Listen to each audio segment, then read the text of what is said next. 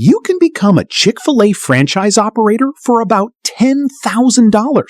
Not $10,000 down, not $10,000 a month.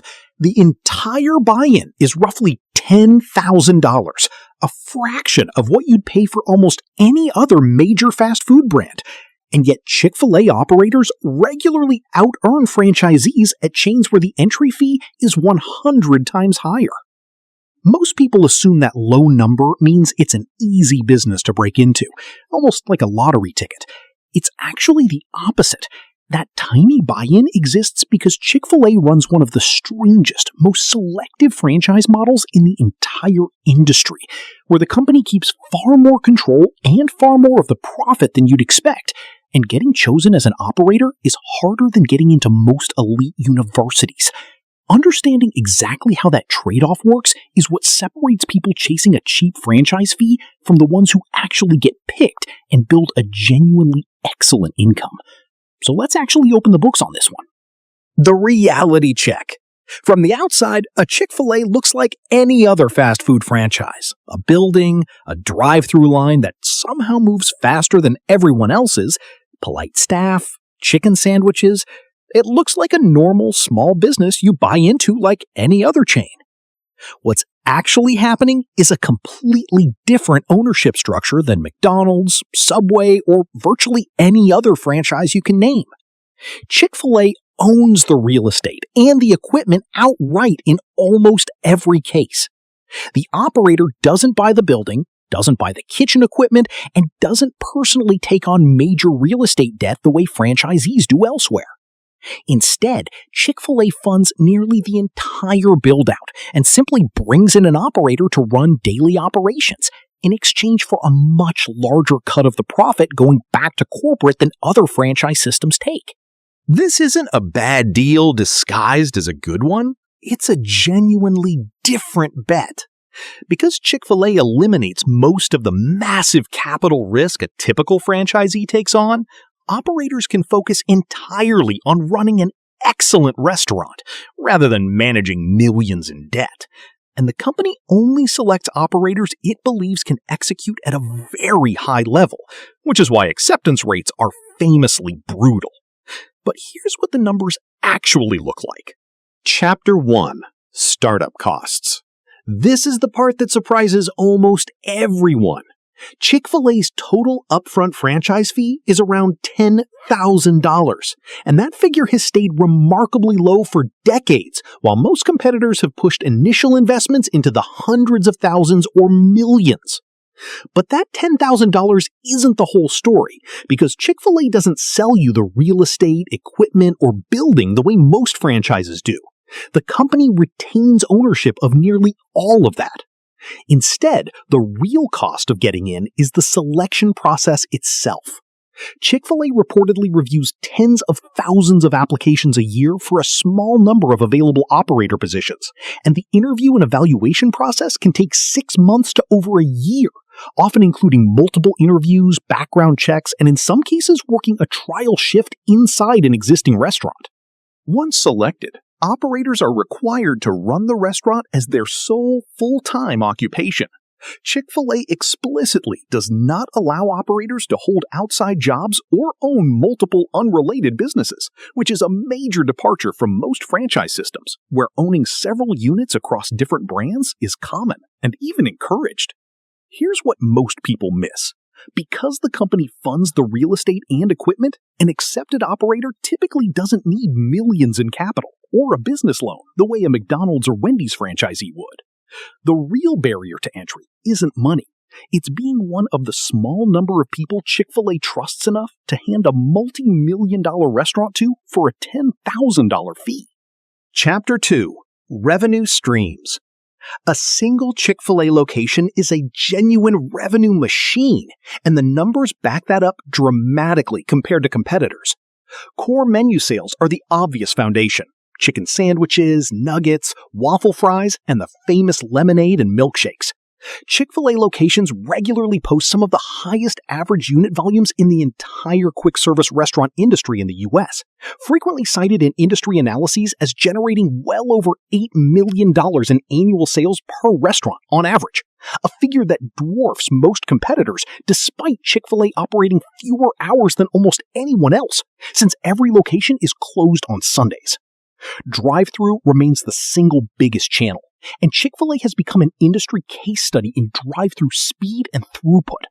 Using multiple order points and staff taking orders on tablets in the parking lot during peak rushes to keep lines moving faster than almost any competitor, which directly protects and grows this revenue channel during the busiest hours. Catering has become a genuinely significant secondary revenue stream. Corporate lunches, school events, and large group orders through Chick-fil-A's catering program can represent a meaningful share of a location's monthly sales, particularly at restaurants near office parks and business districts. Mobile app ordering and delivery through third-party platforms round out the revenue mix, though here's the number that surprises most people. Because Chick-fil-A restaurants are closed every Sunday, every dollar of that massive annual revenue gets compressed into 6 operating days a week instead of 7, meaning the daily sales volume per open day is even more extreme than the annual figure alone suggests. Chapter 3. Operating Costs. Now to what actually eats into that impressive top-line revenue, and this is where the unique Chick-fil-A structure really shows itself. Labor is the largest controllable cost, and Chick-fil-A restaurants typically employ 100-plus staff across shifts given the volume they handle, split between full-time and part-time crew.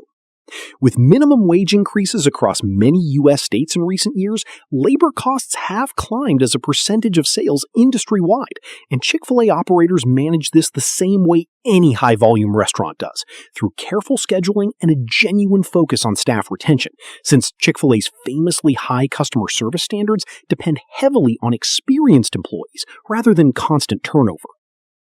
Food and paper costs follow a similar pattern to other quick-service chains, typically running in a comparable percentage of sales range to competitors, though Chick-fil-A's centralized supply chain and standardized specifications help keep this cost predictable across the system. Here's the part unique to this franchise model. Because Chick-fil-A owns the real estate and equipment, operators don't carry the mortgage-style debt payments or equipment financing costs that eat into other franchisees' margins.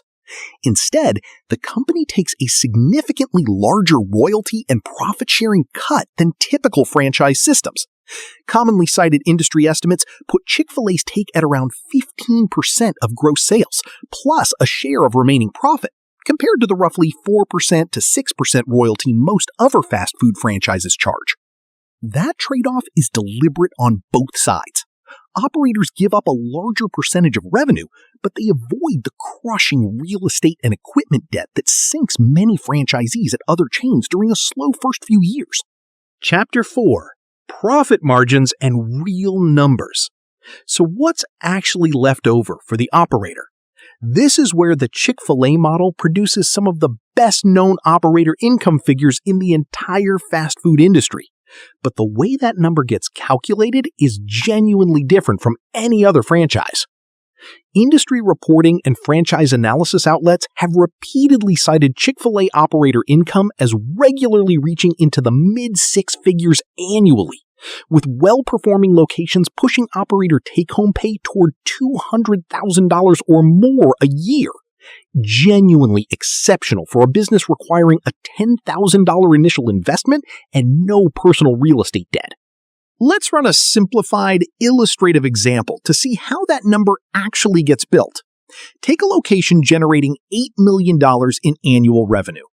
Food, paper, labor, and other operating costs like utilities and insurance combined typically consume roughly 75% of sales in a high-volume restaurant like this, about $6 million. That leaves roughly $2 million in restaurant-level profit before Chick-fil-A's corporate share comes out. Here's the part that makes this model unique. Because Chick-fil-A funded the entire building and equipment with zero capital risk to the operator, the company keeps the large majority of that remaining $2 million pool through its royalty and profit-sharing structure, commonly estimated at somewhere around 85% to 90% in a strong performing location, based on figures frequently cited by franchise industry publications. That leaves the operator with roughly $200,000 to $300,000 of that pool, landing right in the range widely reported for successful operators. To be clear, Chick-fil-A doesn't publicly disclose the exact formula behind that split, so treat these as illustrative, rounded figures rather than an official breakdown. But they land consistently with the operator income ranges widely reported across the industry. Here's what separates an average operator outcome from an outstanding one. Because operators can't own multiple locations under this model, the entire game is maximizing the performance of one restaurant rather than scaling across units the way a McDonald's franchisee might. That means operator income growth comes almost entirely from driving same-store sales higher, better throughput, stronger catering relationships, and excellent staff retention, rather than from acquiring additional restaurants, which is a fundamentally different growth path than nearly every other major franchise brand. Chapter 5. Risks and what makes someone succeed or fail. Now, the honest part. This model has real trade-offs, and they're worth naming clearly.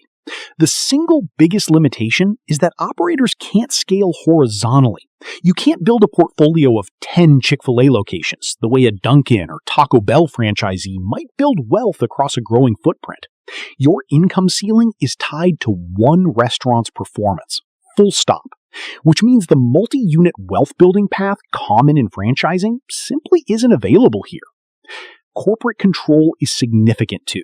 Because Chick-fil-A owns the real estate and equipment and takes a larger share of profit, operators have less autonomy over major business decisions than franchisees at other chains.